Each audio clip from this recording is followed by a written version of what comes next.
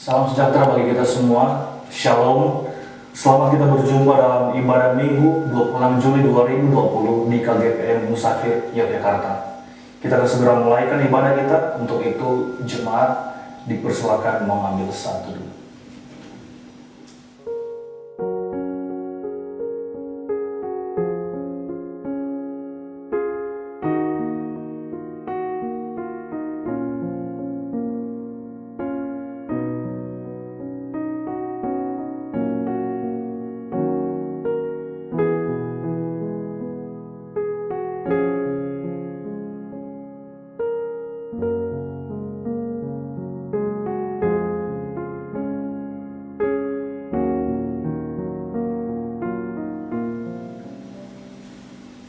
Jemaat diundang berdiri.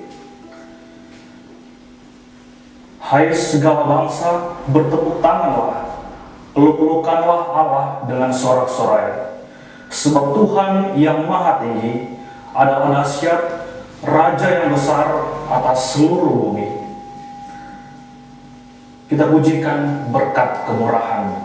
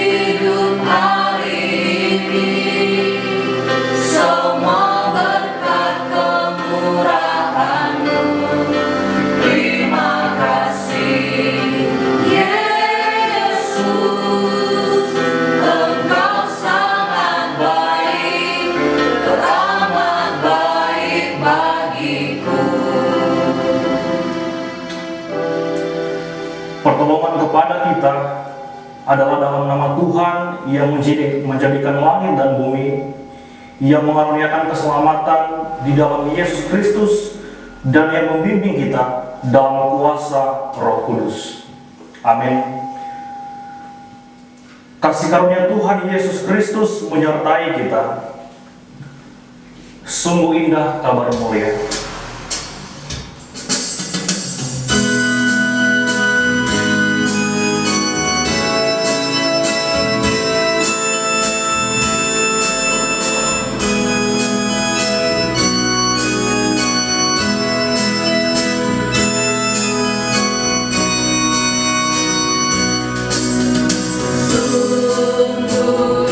Indah kabar mulia.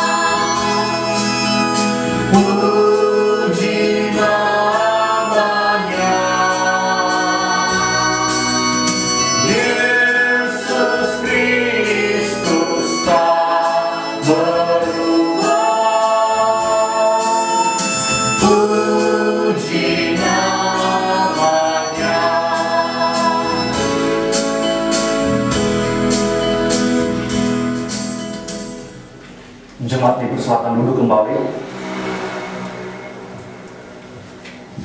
Dalam kehidupan kita hari lepas hari, kita menyadari bahwa seringkali kita melakukan hal yang menyakiti Tuhan dan sesama. Untuk itu marilah kita mengaku dosa dalam doa. Mari berdoa. Bapa di surga, kami datang kepadamu dalam segala kelemahan, keterbatasan kami, menyadari bahwa seringkali kami lalai dalam menjalankan kehendak-Mu dalam hidup kami. Untuk itu ya Tuhan, saat ini kami datang kepadamu, memohon belas kasihan-Mu, dan biarlah kiranya Engkau terus membaharui hidup kami hari lepas hari, semakin serupa dengan gambaran anak-Mu Tuhan kami Yesus Kristus. Inilah doa sembahyang kami. Kami bawa dalam nama Yesus Kristus, Tuhan dan Juru Selamat kami yang hidup. Amin. Hidup Jemaat nomor 27, meski tak layak diri.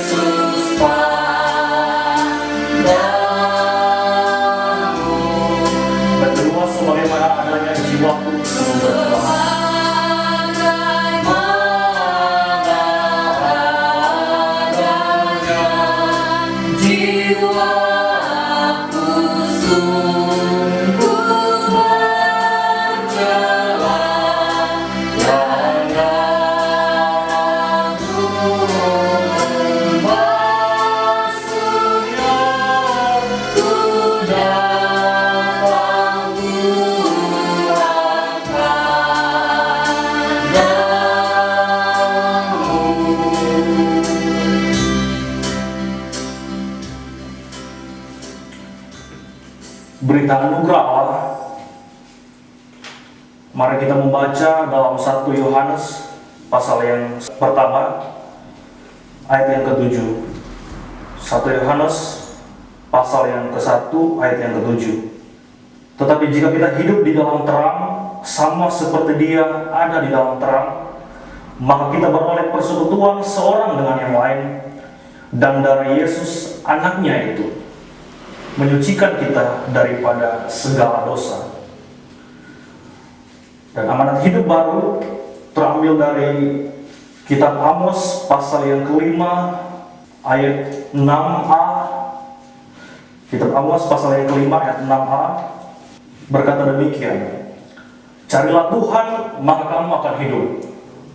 Kita pujikan NKB 204, di dunia yang penuh cemara.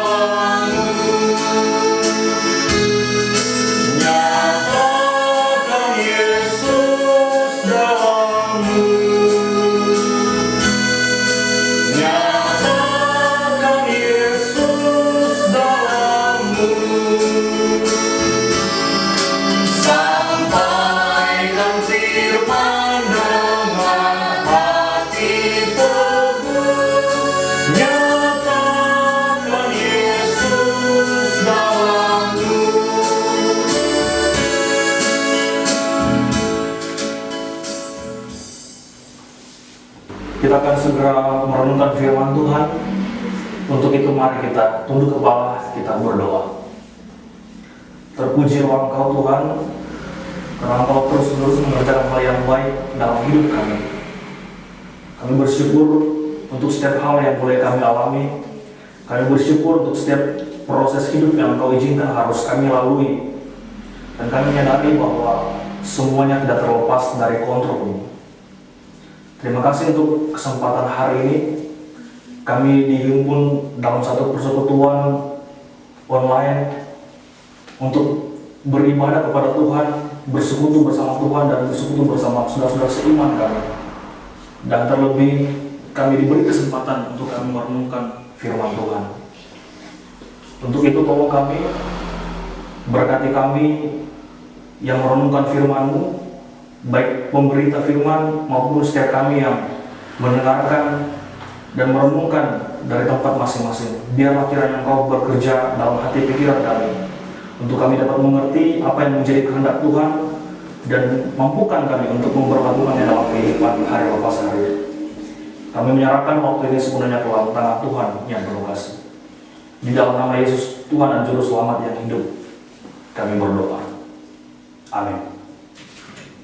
Bapak Ibu Saudara yang diberkati Tuhan, saat ini kita akan merenungkan satu bagian teks firman Tuhan sesuai dengan firman hidup dan kerja KDPM atau FAK KDPM. Bahan bacaan minggu ini terdapat dalam Efesus pasal 5 ayat 1 sampai 21. Oleh karena itu, izinkan saya membacakan untuk kita semua pasal 5 ayat 1 sampai yang ke-21, tapi kita akan merenungkan ayat yang ke-20. Demikian firman Tuhan. Sebab itu jadilah penurut Allah seperti anak-anak yang kekasih, dan hiduplah di dalam kasih, sebagaimana Kristus Yesus juga telah mengasihi kamu dan telah menyerahkan dirinya untuk kita sebagai persembahan dan korban yang harum bagi Allah. Tetapi percabulan dan rupa-rupa kecemaran atau keserakahan disebut saja pun jangan di antara kamu, sebagaimana sepatutnya bagi orang-orang kudus. Demikian juga perkataan yang kotor, yang kosong, atau yang sembrono. Karena hal-hal ini tidak pantas. Tetapi sebaliknya, ucapkanlah syukur. Karena ingatlah ini baik-baik, tidak ada orang sundal, orang cemara, atau orang serakah, artinya penyembah berhala, yang mendapat bagian di dalam kerajaan Kristus dan Allah. Janganlah kamu disesatkan orang dengan kata-kata yang hampa, karena hal-hal yang demikian mendatangkan murka Allah atas orang-orang durhaka. Sebab itu janganlah kamu berkawan dengan mereka. Memang dahulu kamu adalah kegelapan, tetapi sekarang kamu adalah terang di dalam Tuhan. Sebab itu hiduplah sebagai anak-anak terang. Karena terang hanya berbuahkan kebaikan dan keadilan dan kebenaran, dan ujilah apa yang berkenan kepada Tuhan.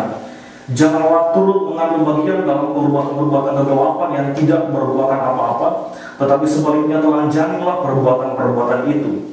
Sebab menyebutkan saja pun apa yang dibuat oleh mereka di tempat-tempat yang tersembunyi telah memalukan.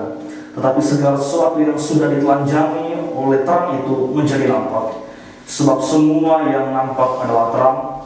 Itulah sebabnya dikatakan, bangunlah hai kamu yang tidur, dan bangkitlah dari antara orang mati, dan Kristus akan bercahaya atas kamu.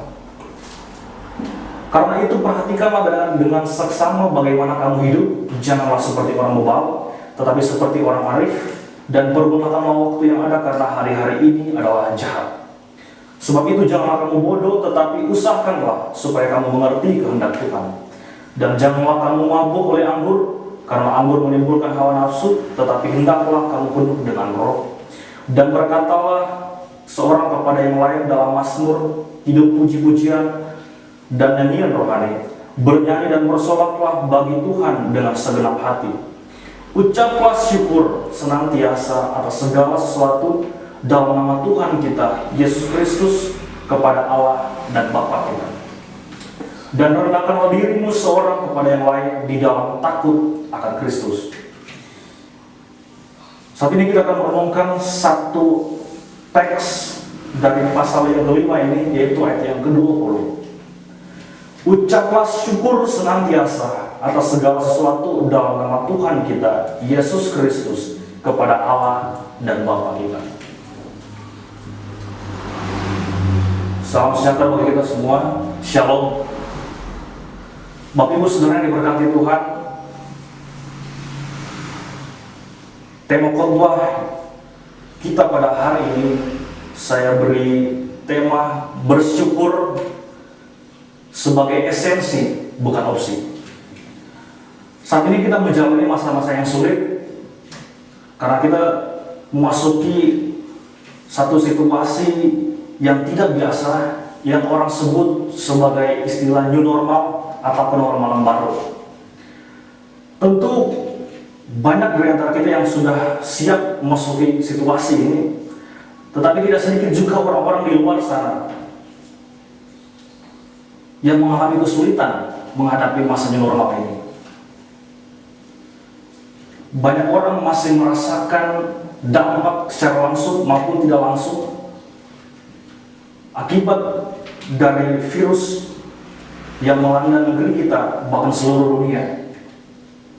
Dan situasi yang sulit belakangan ini seringkali membuat banyak orang terperangkap pada satu sikap hati yang menggerutu, menyalahkan keadaan, bahkan menyalahkan orang lain. Dan tidak sedikit orang sampai hari ini masih menyalahkan pemerintah atas apa yang terjadi. Saudara yang terkasih dalam Tuhan, hari ini kita akan belajar bersama bahwa bersyukur adalah esensi kehidupan orang percaya, bukan opsi. Dan setidaknya ada 3 hal yang penting dalam teks ini yang perlu kita perhatikan. Mengapa bersyukur itu adalah esensi dari kehidupan yang orang percaya, bukan sebagai opsi. Nah, saudara yang terkasih dalam Tuhan, dari ketiga hal yang akan kita renungkan saat ini, yang pertama adalah alasan bersyukur. Kitab Efesus ini seperti surat-surat Paulus lainnya, jika dibagi dalam 2 bagian besar, pasal 1 sampai dengan pasal yang ketiga, Paulus menjelaskan mengenai doktrin. Kemudian pasal 4 sampai dengan pasal yang 6, tuntutan penerapan praktis yang harus dilakukan oleh orang percaya, dan khususnya pada waktu itu jemaat di Efesus, dan secara umum bagi kita semua. Nah, saudara yang terkasih dalam Tuhan, pada pasal-pasal awal itu Paulus menjelaskan bagaimana karya dari Allah Tritunggal di dalam penebusan umat manusia, penebusan kita. Dan juga di dalam pasal 5 ini terdapat banyak hal yang dihimbau atau menjadi dorongan dari Paulus kepada jemaat di Efesus.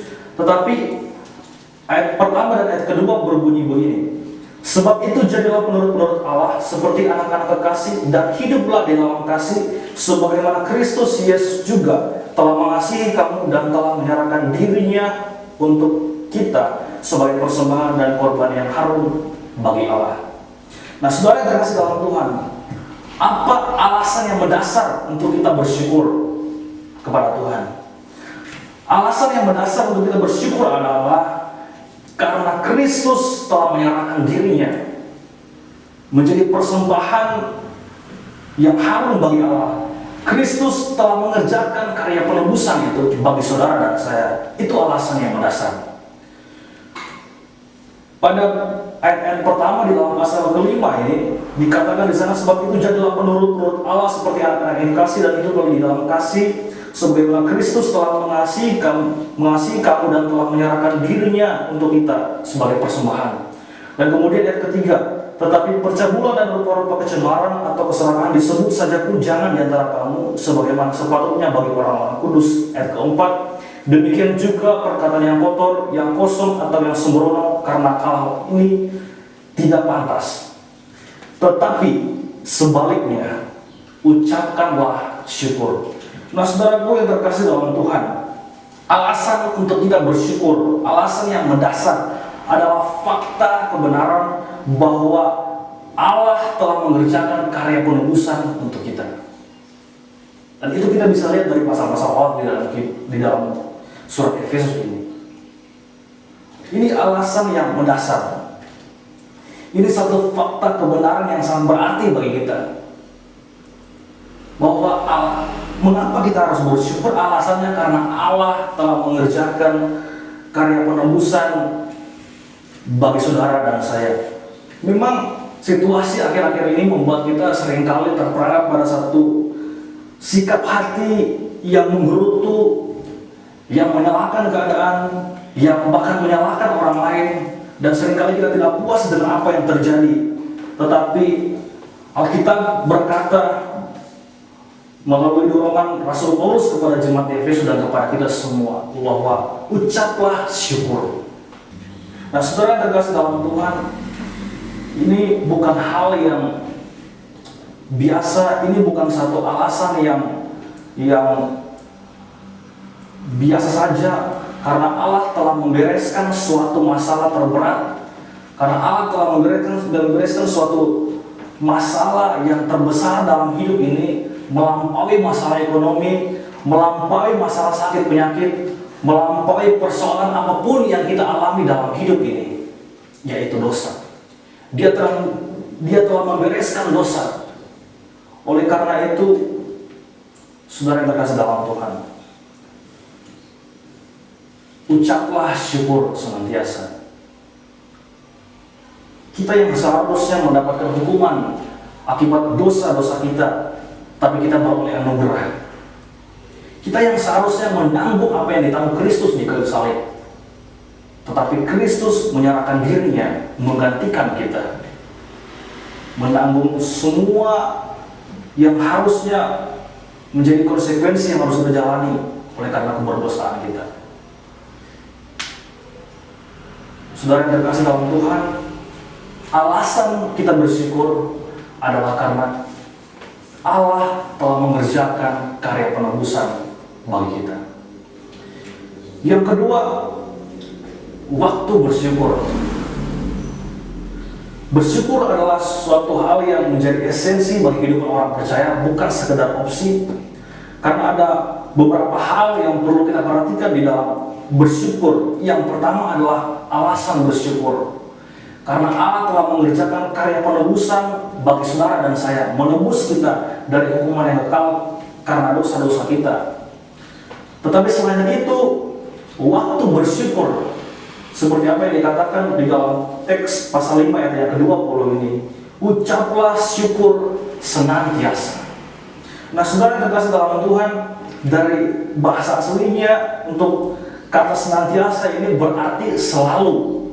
Kata ini berarti terus-menerus, dalam setiap situasi, setiap saat mengucap syukur. Nah, saudara yang terkasih dalam Tuhan, memang kita harus memiliki sikap hati yang siap dan suatu kecenderungan untuk selalu bersyukur dalam setiap kondisi apapun. Memang tidak salahnya jika kita merayakan satu peristiwa tertentu, kita mengkhususkan satu hari tertentu untuk kita jadikan sebagai hari ucapan syukur kita. Tetapi salah jika kita mengabaikan hari-hari yang lain dan kita hanya sekedar mensakralkan hari-hari tersebut.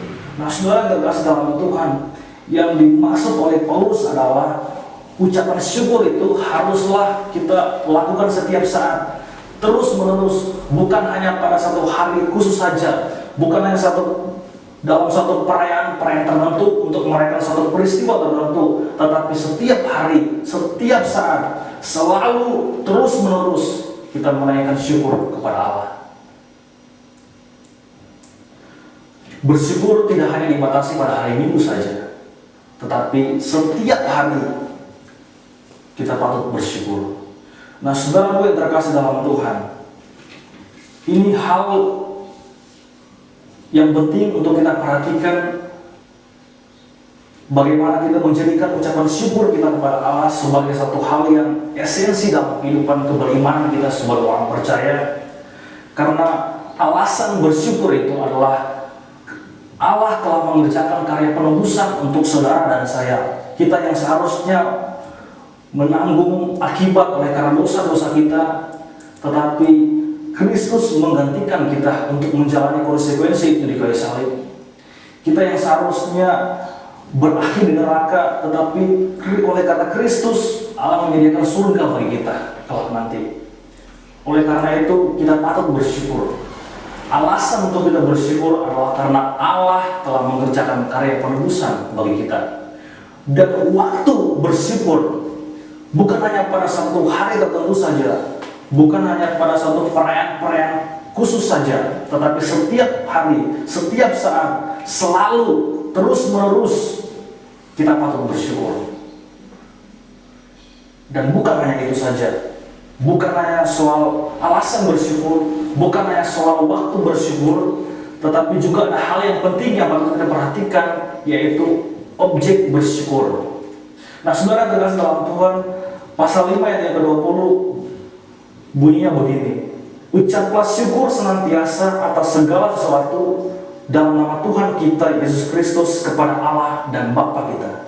Ucaplah syukur senantiasa atas segala sesuatu. Bapak Ibu Saudara yang diberkati Tuhan, kata semua hal di sini sejajar dengan apa yang dikatakan di dalam Efesus pasal yang ke-1 ayat yang ke-11, yang mengatakan bahwa Allah di dalam segala sesuatu bekerja menurut keputusan kehendaknya.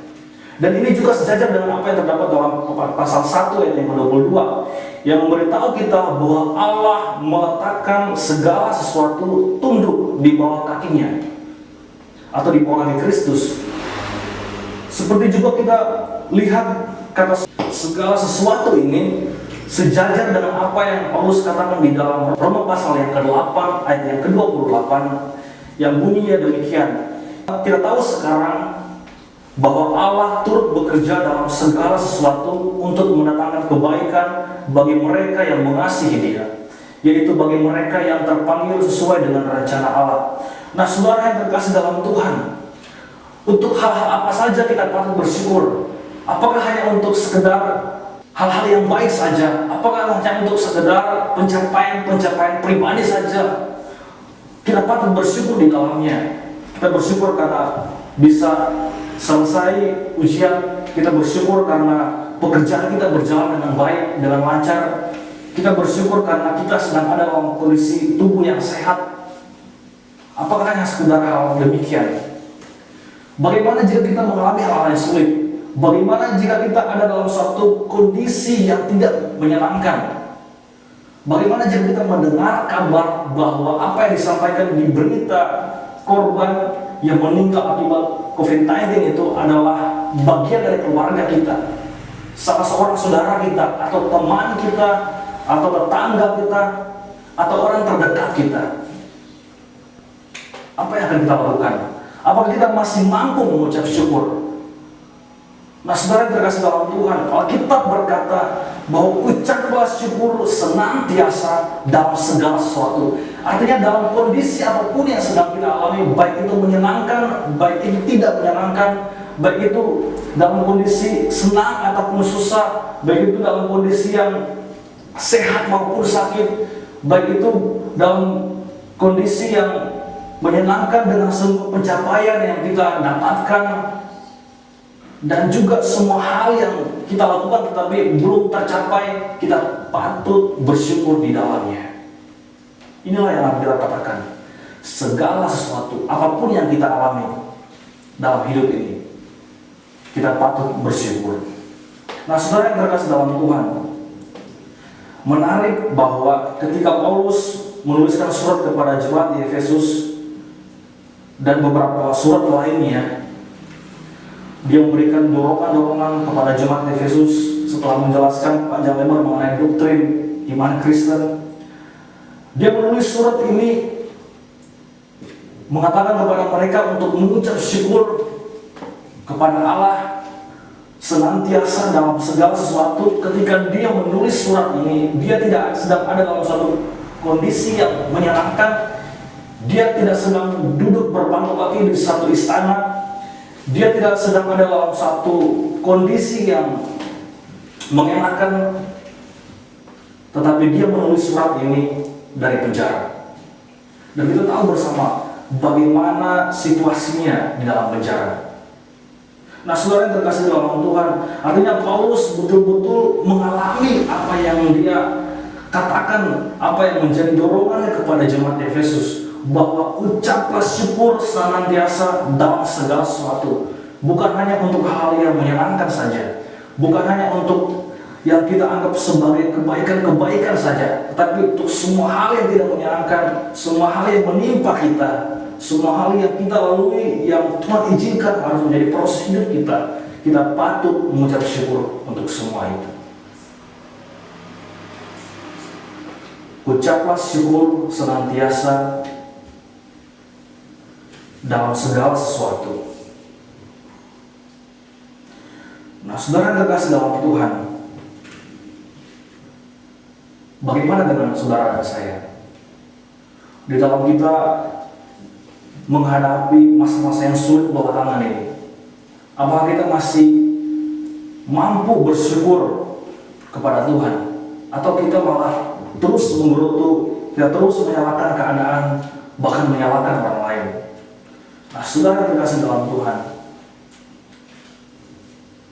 ucaplah syukur senantiasa dalam segala sesuatu, dalam nama Tuhan kita Yesus Kristus, kepada Allah dan Bapa kita.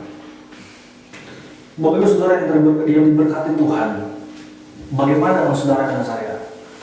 Apakah kita masih mampu mengucap syukur di dalam kondisi-kondisi sulit yang kita hadapi belakangan ini? Kiranya kita mengingat apa yang menjadi dorongan Paulus kepada jemaat Efesus dan kepada kita semua, bahwa kita harus mengucap syukur senantiasa, terus-menerus, selalu, dalam segala sesuatu. Apapun kondisi yang kita alami belakangan ini, apapun situasi hati yang sedang terjadi bagi kita akhir-akhir ini, hendaklah kita mengucap syukur di dalam nama Tuhan Yesus kepada Allah dan Bapa kita. Ada beberapa hal yang perlu kita perhatikan di dalam bersyukur. Yang pertama, alasan bersyukur adalah karena Allah telah mengerjakan karya penebusan bagi saudara dan saya. Kita yang seharusnya menanggung akibat dari dosa-dosa kita, tetapi kita beroleh belas kasihan, kita beroleh anugerah, kita beroleh kasih karunia Allah, dan Kristus menyerahkan dirinya menjadi persembahan yang berbau harum di hadapan Allah, menggantikan kita. Nah, saudara yang terkasih dalam Tuhan, alasan kita bersyukur adalah karena Allah telah mengerjakan karya penebusan bagi kita. Bukan hanya itu saja, tetapi juga waktu bersyukur, seperti apa yang dikatakan Paulus di dalam Efesus pasal yang kelima yang ke-20, bahwa kita patut mengucap syukur senantiasa, selalu, terus-menerus dalam setiap situasi apapun yang kita hadapi dalam hidup ini. Dan untuk hal apa saja kita patut bersyukur.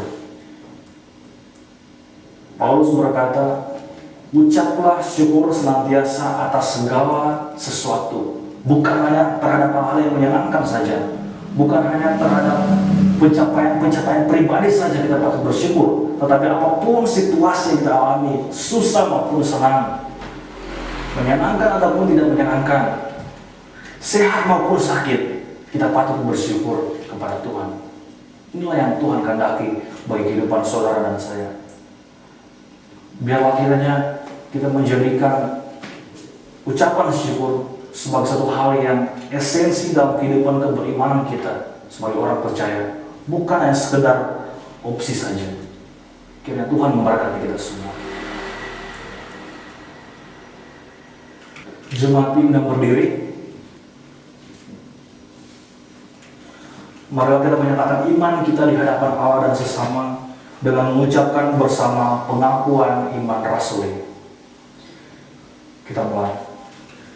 Aku percaya kepada Allah Bapa yang Maha Kuasa, Kali langit dan bumi, dan kepada Yesus Kristus yang Tunggal Tuhan kita, yang dikandung daripada Roh Kudus, lahir dari anak darah Maria, yang menderita di bawah pemerintahan Pontius Pilatus, disalibkan, mati dan dikuburkan, turun ke dalam kerajaan maut, Dan pada hari yang ketiga bangkit pula dari antara orang mati, naik ke surga, duduk di sebelah kanan Allah Bapa yang Maha Kuasa, dan akan datang dari sana untuk menghakimi orang yang hidup dan yang mati. Aku percaya kepada Roh Kudus, gereja yang kudus dan am, persekutuan orang kudus, pengampunan dosa, kebangkitan manusia, dan hidup yang kekal. Amin. Jemaat dipersilakan duduk kembali. Saatnya kita memberikan persembahan.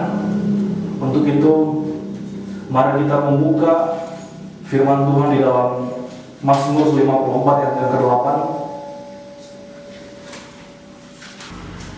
Mazmur 54 ayat yang ke-8 berbunyi demikian.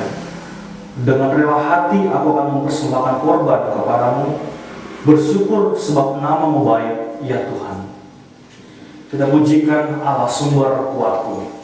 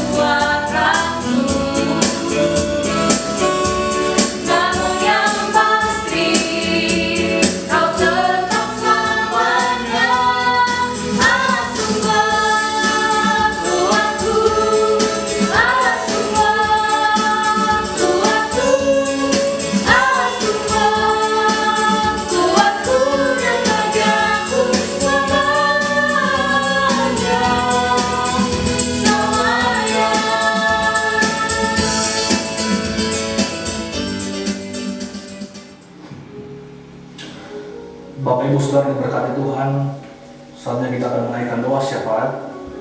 Untuk itu, mari kita tunduk kepala, kita berdoa. Terpujilah Engkau Tuhan yang berdaulat atas hidup kami dan yang terus-menerus mengerjakan hal yang baik dalam hidup kami.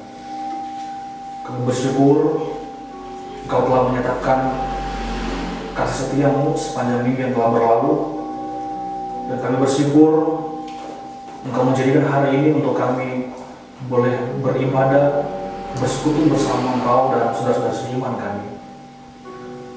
Ya Tuhan, kami terus berdoa menyerahkan dalam tangan-Mu yang penuh kasih bangsa dan negara kami ini. Berdoa bagi pemerintahan yang ada dengan setiap tugas tanggung jawab yang mereka emban masing-masing, baik Pak Presiden, Wakil Presiden, semua menteri, dan semua jajaran pemerintahan. Biarlah kiranya Tuhan yang terus memberkati mereka, Tuhan yang terus menopang mereka, Tuhan yang terus memampukan mereka untuk menjalankan tugas tanggung jawab mereka, terlebih di tengah situasi yang sulit yang dihadapi akhir-akhir ini. Bapa di surga, kami percaya bahwa Engkau masih memakai pemerintahan kami untuk membawa bangsa kami ini ke arah yang lebih baik, dan boleh menghadapi wabah virus corona ini dengan setiap upaya yang dapat dilakukan oleh pemerintah kami. Biarlah Tuhan berkati agar yang termaksimal dapat mereka berikan untuk negeri ini. Ya Tuhan, kami berdoa juga untuk setiap gereja-gereja Tuhan yang ada di Indonesia ini. Biarlah kiranya Tuhan yang memberkati semua denominasi gereja, semua aras gereja. Biarlah kami Tuhan pakai untuk sungguh-sungguh dapat menjadi terang, agar dapat memberi satu dampak yang positif, yang baik di tengah situasi yang sulit yang dihadapi bangsa kami ini. Berkatilah kiranya gereja-gereja Tuhan yang ada di negeri ini. Dan kami berdoa secara khusus untuk KGPM yang ada di Sulawesi Utara, yang ada di Jakarta maupun yang di Jogja. Tuhan kiranya yang memakai kami semua untuk sungguh-sungguh dapat menjadi kepanjangan tangan Tuhan, menjadi saluran berkat di tengah-tengah jemaat, bahkan di tengah-tengah lingkungan masyarakat di mana kami berada. Dan Tuhan kiranya yang memberkati setiap program pelayanan yang ada di sinode gereja kami. Biarlah kiranya Tuhan yang memakai para pimpinan, pucuk pimpinan majelis gembala, dan semua jajaran yang terlibat di dalamnya. Biarlah kiranya Tuhan pakai mereka untuk menjadi alat di tangan Tuhan, membawa gereja kami ini ke depan lebih baik sesuai dengan kehendak Tuhan. Dan kami berdoa secara khusus bagi KGP Musafir Jakarta. Biarlah kiranya Tuhan yang berkati, Tuhan yang terus menolong kami, baik BPS, PNS, dan seluruh jemaat yang ada, untuk kami dapat membawa pelayanan di tempat ini sesuai dengan kehendak Tuhan. Di tengah-tengah situasi yang sulit yang kami hadapi belakangan ini, kami bersyukur Engkau terus memampukan para pelayan-pelayan Tuhan yang dengan setia melayani-Mu.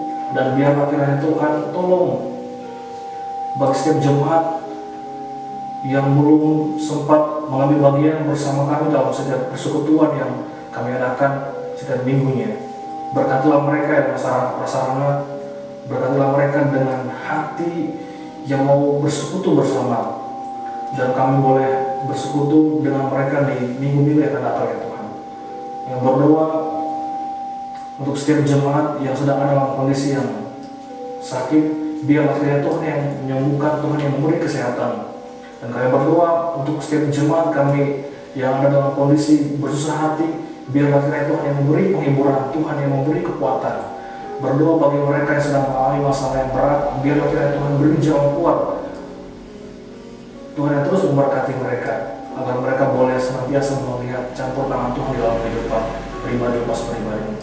Ya Tuhan, kami berdoa bagi program pelayanan di tempat ini, apapun yang sudah kami rencanakan sepanjang tahun 2020 ini, di tengah masa sulit ini, biarlah kiranya Tuhan mampukan kami untuk semaksimal mungkin dapat mengupayakan yang terbaik untuk setiap program pelayanan yang sudah tersusun. Berkatilah kiranya BPS, PMS, dan semua anggota yang terlibat di dalam penata layanan di tempat ini. Biarlah kiranya Tuhan yang memakai kami untuk menjadi alat kemuliaan bagi nama Tuhan, berkontribusi dalam pertumbuhan iman jemaat di tempat ini. Terima kasih ya Tuhan, kami menyerahkan hidup kami masing-masing dalam tangan Tuhan yang penuh kasih. Berkati kami, pakai kami untuk sungguh-sungguh dapat menjadi kepanjangan tangan Tuhan, menjadi seorang berkat, menjadi alat untuk Tuhan pakai membawa Injil itu tersebar di lingkungan kami di mana kami berada. Terima kasih ya Tuhan, kami menyerahkan seluruh sembahyang kami ini dalam tangan Tuhan yang penuh kasih, dengan mengakhirinya dalam doa agung yang Kau ajarkan bagi kami semua, dan kami ucapkan bersama-sama. Bapa kami dalam kerajaan sorga, dikuduskanlah nama-Mu, datanglah kerajaan-Mu, jadilah kehendak-Mu di bumi seperti di sorga. Berikanlah kami pada hari ini makanan kami secukupnya, dan ampunilah kami kesalahan kami, seperti kami juga mengampuni orang yang bersalah pada kami. Dan janganlah membawa kami ke dalam pencobaan, tetapi lepaskan kami daripada yang jahat. Karena Engkau yang punya kerajaan, kuasa, dan kemuliaan sampai selama-lamanya. Amin. Bapak Ibu Saudara yang diberkati Tuhan, kita akan segera mengakhiri persekutuan kita. Untuk itu jemaat diundang berdiri. Kita pujikan Kidung Jemaat 370, Ku Mau Berjalan dengan Juru Selamat.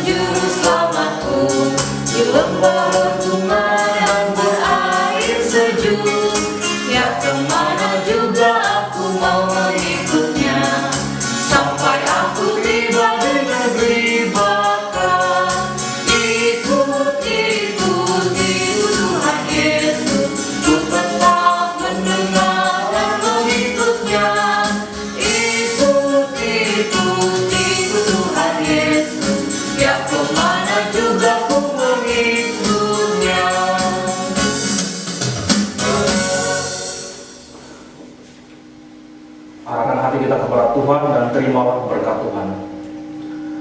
Damai sejahtera Allah yang melampaui segala akal akan memelihara hati dan pikiranmu dalam Kristus Yesus dari saat ini dan sampai selama-lamanya.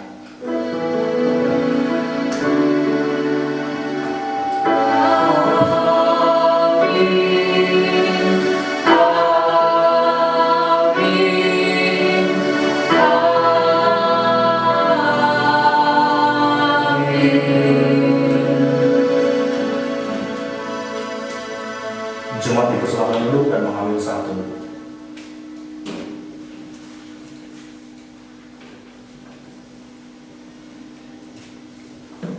Ibadah kita telah selesai. Selamat hari Minggu untuk kita semua. Tuhan Yesus memberkati. Shalom.